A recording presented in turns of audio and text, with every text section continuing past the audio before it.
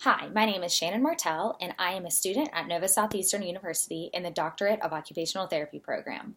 I am enrolled in OTD 8272, Occupational Therapy Interventions 2, Children and Youth.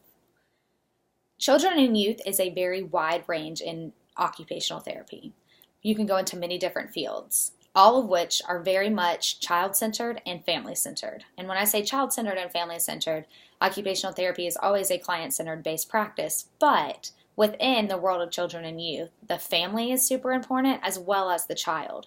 The child's needs are met first and looked at as the main goal of what the child would like to do, but the family is also looked at as well to see what the occupational therapist can do and work on with the child in order to make not only the child's life easier, but also the family's life. In the 1960s and 70s, Jean Ayres did a great deal of studying on sensory processing disorder. What that means is a child could have SPD, sensory processing disorder, and they can have issues really comprehending all of the different senses that constantly are coming at us on a daily basis. So you have your 5 basic senses of touch, hearing, taste, seeing, and smelling, as well as proprioception, which is just knowing where your body is in space, being able to stand up and hold yourself up appropriately, things like that. So different children will have different varying levels of sensory processing disorder, but occupational therapy looks at all different levels and helps a child be able to master their environment and master, their different skills throughout the day. One of which, the main one, being play, making sure that the child can play and be a child, even if they happen to be a little bit on the sensory processing side, having some issues within that, the occupational therapist is able to be right there. Jean Ayres was super important in this movement towards the sensory processing disorder and identifying it, and she also created a test that we now call the Sensory Integration and Praxis Test, and she created that in 1975.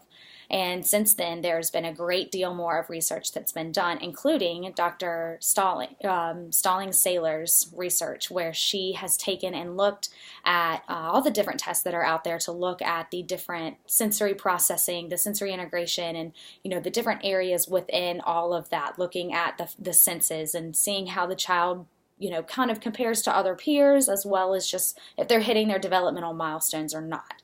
And so she has created a test which is called the SASE, which is the Screening Assessment of Sensory Integration. And then there's also the SASE CAT, which is the Screening Assessment of Sensory Integration Computer Adaptive Test, which just means that the test is done on the computer or iPad instead of just by hand.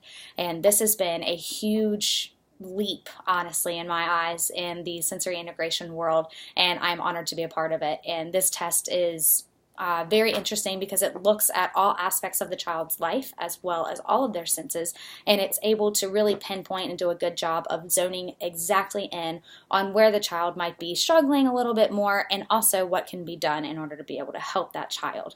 Occupational therapy is a great big giant world with a whole lot of different practice areas and specialties that can be had, but sensory integration is definitely one that I feel very connected to and very passionate about. Thank you.